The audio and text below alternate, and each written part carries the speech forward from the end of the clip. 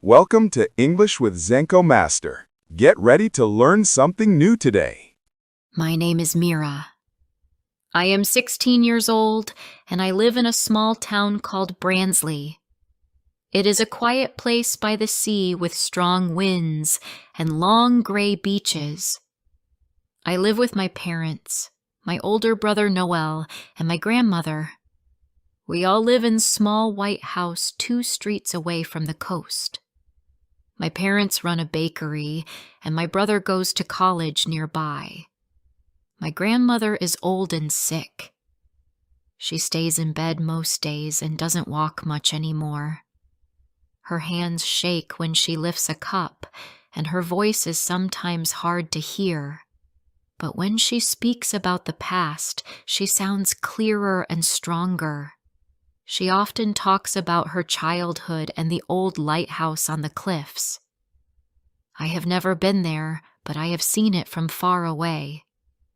It looks dark and tall, standing alone at the edge of the sea. Some people say it's haunted. Others say it's just dangerous. One afternoon, I came home from school and walked upstairs. I was taking off my shoes when I heard a loud noise from my grandmother's room. I ran inside and saw her trying to sit up. Her pillow had fallen to the floor. I helped her get comfortable again. Then she grabbed my hand and whispered something strange. "Go to the lighthouse," she said. "Bring me water from the barrel. It's still there." I didn't know what she meant. "What barrel?" I asked. She closed her eyes for a moment, then opened them again. "Behind the lighthouse. There is a barrel. I need water from it." Her voice was quiet, but serious. I looked at her and nodded. "Okay," I said, but I was confused. Later, I told my mother what happened. She gave me a tired smile. "She's not thinking clearly," she said. "That place is far and not safe. There's no barrel there. She just remembers it from many years ago." My mother poured a glass of clean water from the tap and brought it to her. But my grandmother didn't drink it. "That's not the right water," she said softly. "Please. The lighthouse water is different." That night, I couldn't stop thinking about what she said. I knew she wasn't strong anymore, and maybe her mind was not always clear. But something in her voice stayed with me. She believed the water from the lighthouse would help her. Maybe she didn't need it for her body. Maybe she needed it for her heart. The next morning, I talked to Noel. We were in the kitchen, eating toast. I told him about the barrel and the water. He raised his eyebrows. "You want to go there?" he asked. I nodded. "It matters to her," I said. "Even if the barrel is not real, maybe she just needs to believe it is." Noel didn't answer right away. Then he looked at me and said, "You're not going alone." We left just before noon. I packed 2 bottles of water, some crackers, and a flashlight. Noel brought a rope and a small shovel, just in case. The sky was cloudy and the wind was strong. The road to the cliffs had a warning sign. We walked past it. We followed a path that curved up a hill. The lighthouse looked bigger as we got closer. Its windows were broken, and the door at the bottom was hanging off its hinges. We didn't go inside. Instead, we walked around the back. There were broken rocks, dry grass, and seabirds in the sky. Then I saw it. A wooden barrel pushed against the back wall. It was old and covered in dirt. Some of the boards were cracked, but it was still standing. I walked over and opened the lid. The water inside looked dark and dirty. There were leaves floating on top. "We can't give her this," Noel said. I agreed. It smelled bad. But I noticed something else. There was something shiny under the water. I leaned in and reached down with my hand. I pulled out a small metal box. It was cold and heavy. There was a lock on it, but it was rusted. I wiped it clean with my sleeve. Noel stared at it. "That's not water," he said. "But maybe it's what she really wanted." We brought the box home. We didn't show it to our parents right away. We cleaned it and used a tool from the garage to break the lock. Inside, there were letters and a necklace. The paper was old and yellow, but we could still read the words. The letter on top was from my grandfather. He wrote it before he died, many years ago. It was a letter to my grandmother. He said he hid the box near the lighthouse because it was their secret place. He hoped she would find it one day. He also wrote about the necklace. It had been in their family for a long time. It had the words, "Love is the light," written on it. We showed the box to our grandmother that evening. When she saw the necklace, she started to cry.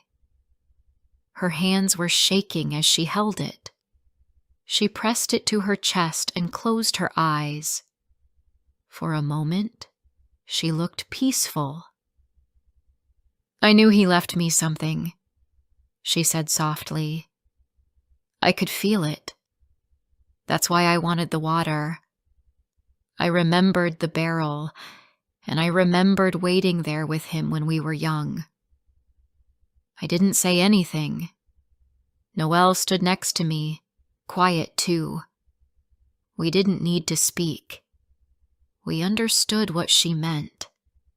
Sometimes memories live in places.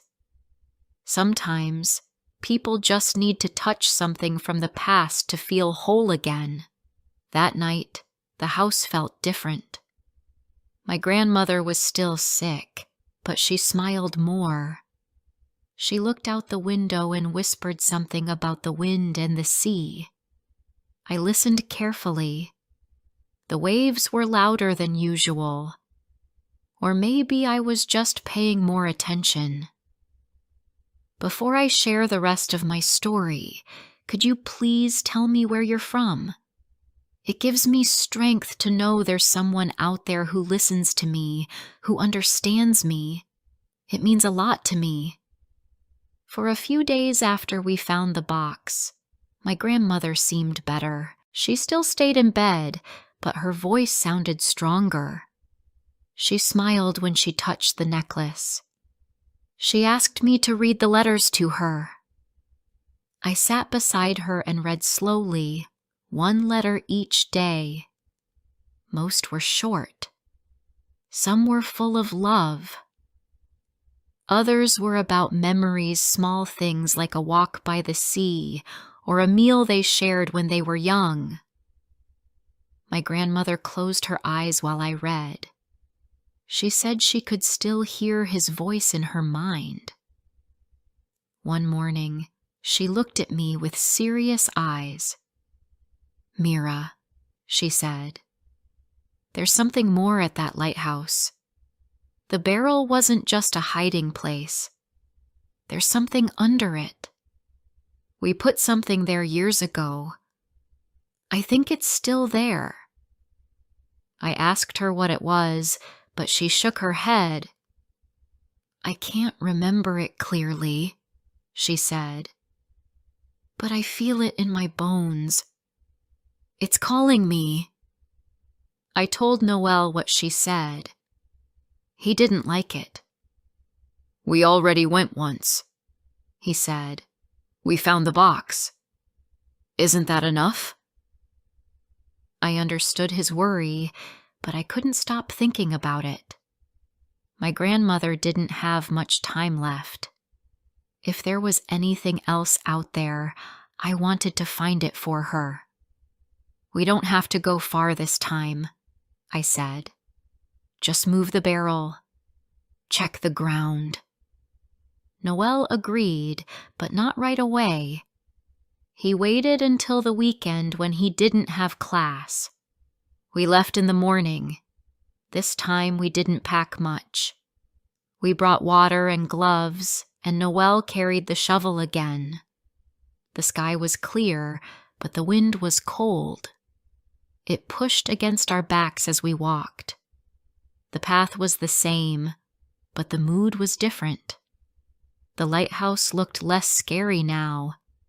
It felt like a place that belonged to us somehow. We walked around the back and found the barrel again.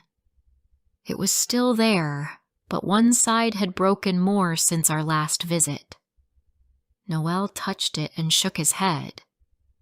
It's falling apart, he said. Let's move it before it breaks on its own. We pushed it aside and placed it on the ground. It was heavy, but together we managed. The ground beneath was hard. It didn't look like anything special, just dirt and small rocks. Noel used the shovel to dig.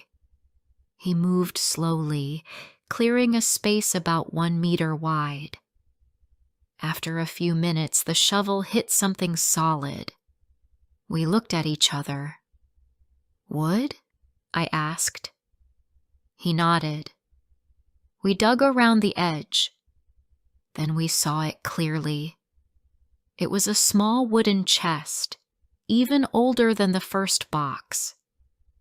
The lock on this one was made of iron. It was rusted, but still holding the lid shut. We cleaned off the dirt and took the chest home. We waited until evening. When the house was quiet, we brought it into my grandmother's room. Her eyes widened when she saw it. That's it, she said. That's what I remembered. Open it. My father helped us break the lock. He was curious now, too. Inside the chest, there were old books wrapped in cloth. The pages were soft and brown with age. There were more letters and some photos we had never seen before. But there was also something else. A small glass bottle filled with white sand and a folded piece of paper tied with ribbon. The paper was marked with a symbol, a star with a circle around it. My grandmother held the bottle in her hand. Your grandfather brought that sand back from a beach far away, she said. We went there before we got married. He said it was our special place. He always wanted to go back. But life got busy. And then he got sick. We opened the ribbon and read the paper. It was a map. Not of the town, but of the coastline. There was a mark near the bottom of the cliffs, below the lighthouse. My grandmother nodded when she saw it. That's where he wanted to build something. A small room for his art. He painted, you know. But he didn't get the chance. My brother and I looked at each other. Do you think it's still there? I asked. Noel didn't answer right away. Then he said, There might be something down there, but the cliffs are steep. We'd need ropes. It could be dangerous. My grandmother touched my arm. I don't want you to get hurt, she said. But if you go, you'll find his last work." That night, I couldn't sleep. I thought about the map and the bottle of sand. I imagined my grandfather painting near the sea, listening to the waves crash against the rocks. I wanted to see what he had made. I wanted to bring a piece of it back to her. The next day, Noel and I prepared for the climb. He found an old rope in the garage and tested it. I wore strong shoes and brought gloves. We went back to the lighthouse in the afternoon. The sun was bright and the sea was loud. We walked carefully along the edge of the cliff until we reached the spot marked on the map. There was a narrow path going down. It looked like it hadn't been used in years. We tied the rope to a metal post and took slow steps downward. The ground was rough and full of loose stones. Halfway down, Noel pointed to a small opening in the rock. It was a door, wooden and old, but still closed. We reached it and stood in silence.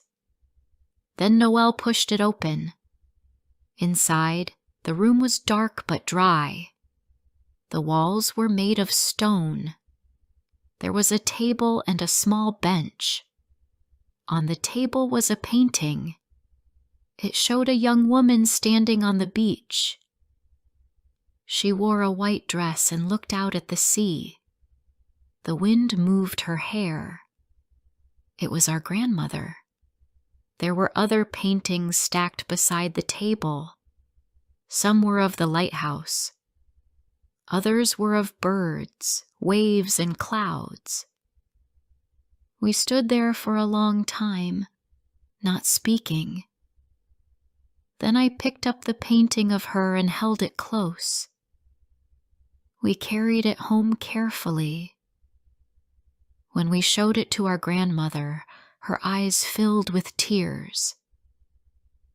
"He painted this the day he asked me to marry him," she said. "He said I looked like part of the sea." I couldn't stop looking at her face. There was joy and sadness mixed together. She held the painting in her lap for the rest of the day. That evening, she asked us to place it on the wall beside her bed. "I want to see him when I wake up," she said. That night, she slept better than she had in months. She didn't wake up coughing. She didn't call out in fear. She just rested, quiet and calm. I sat in a chair beside her bed and listened to her breathing. I knew she was still sick, but something had changed. She had found a piece of her past, and it gave her peace. I felt proud that we had helped her. I knew we had done something important. In the morning, she asked for the necklace again. She wore it while we ate breakfast in her room. She smiled at everyone. Even my father, who didn't always show his feelings, sat beside her and held her hand. We never told many people about the paintings. They stayed with us.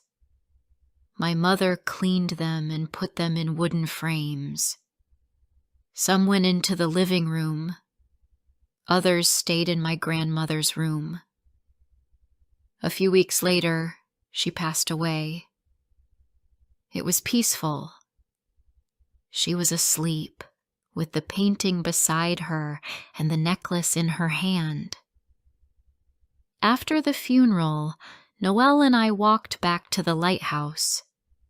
We stood there in silence, listening to the sea. The wind blew around us, but it didn't feel cold anymore. The lighthouse didn't look scary now. It felt like part of our story, a place full of memories, not ghosts. I knew I would come back again. Maybe one day I would bring my own children here and tell them about the old barrel, the hidden letters, and the painting by the sea.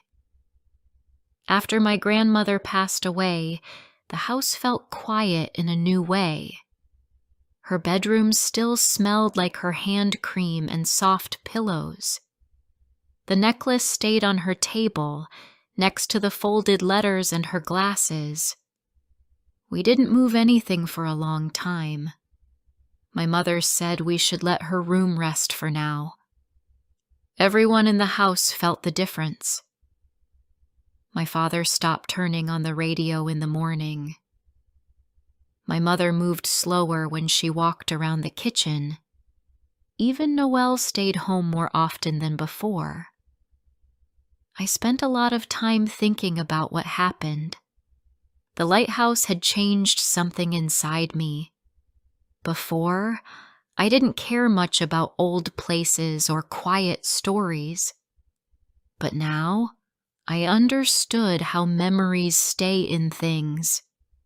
I understood how people hold on to moments, even when they can't explain why. My grandmother had carried her memory of the lighthouse through her whole life, and we had helped bring it back to her in the end. One Saturday, I woke up early. The sun was shining, and the wind had stopped for once. I made tea and sat by the window. I could see the top of the lighthouse from my chair. It didn't look far. I started to wonder what would happen to it. The lighthouse wasn't working, and no one took care of it anymore. But it had become part of our story. I felt like it was ours now. Later that morning, I asked my parents if we could do something special. I wanted to take the painting of my grandmother to the lighthouse.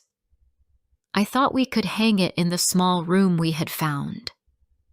My mother looked surprised at first. Then she smiled. "That would be nice," she said. She would like that. Noelle agreed to come with me. He carried the painting in a cloth bag, and I brought a few candles and some tools. We walked slowly and talked about our grandmother.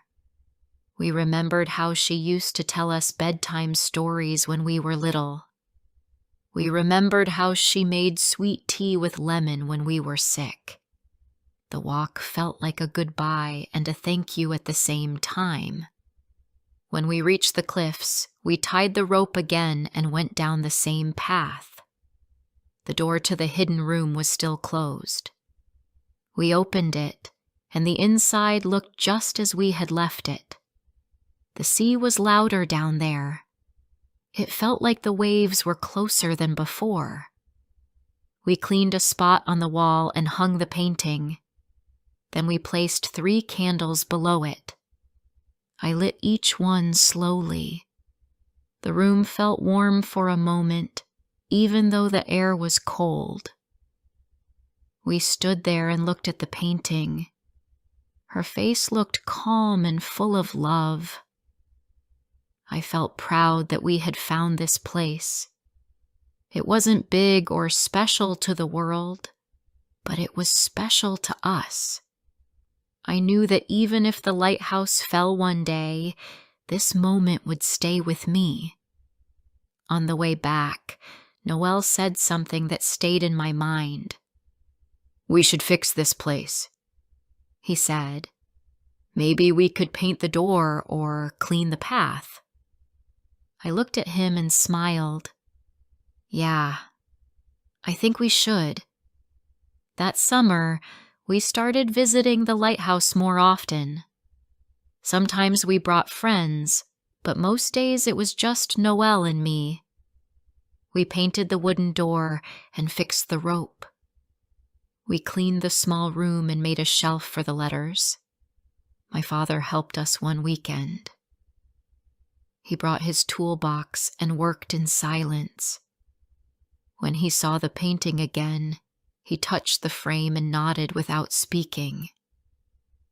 People in town started to hear about what we were doing. One of my teachers asked me about it. She said it sounded like a good project. A few weeks later, someone from the local news came to talk to us. They wanted to write a small story about the lighthouse. My mother was nervous about it, but she agreed. The story was short but kind. It talked about a family keeping memories alive. It showed a photo of the painting and the room we fixed. After that, more people started asking about the lighthouse. Some wanted to visit. Others offered help. A retired builder came and helped us fix a window.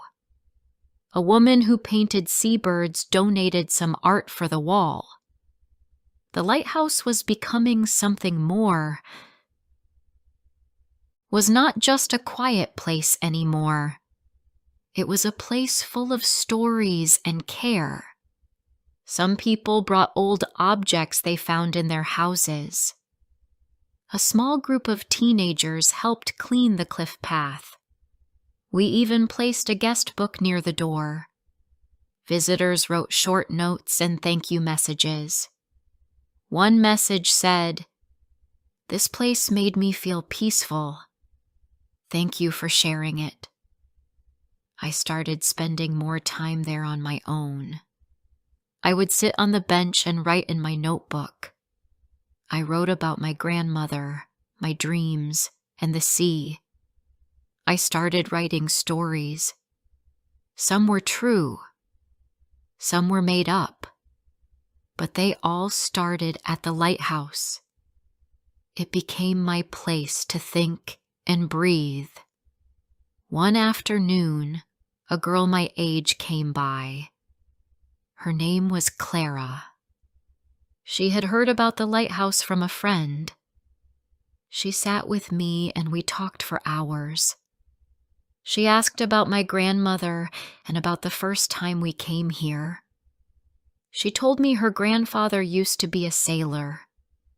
He died before she was born, but her mother said he loved lighthouses. Clara said this place helped her feel close to him. After that, she came often. We cleaned and painted and talked about everything. I showed her the old letters, and she helped me read the ones that were hard to understand. She became part of the lighthouse story, too. It's been a year since we found the barrel.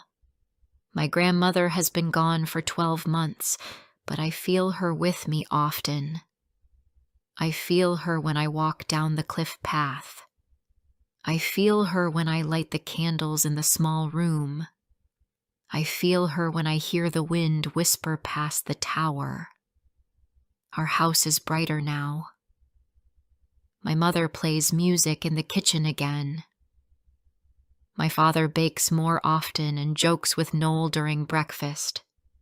We still miss her, but we don't feel lost. We feel connected to her through the things we built and the stories we share. Sometimes people ask me why I care so much about the lighthouse. I don't always know how to answer.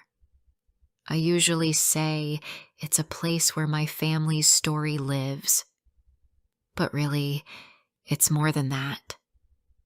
It's a place where love stayed hidden and then was found again. It's where memories waited in a barrel and came back to life. It's where we brought peace to someone we loved, just in time. When I walk home from the lighthouse, I often stop and look back. The wind hits my face, and I hear the waves below. The lighthouse stands tall, quiet, and strong. It's not broken. It's not forgotten. It's part of us now. I hope you have enjoyed the story. Like and comment if you want to hear more soon.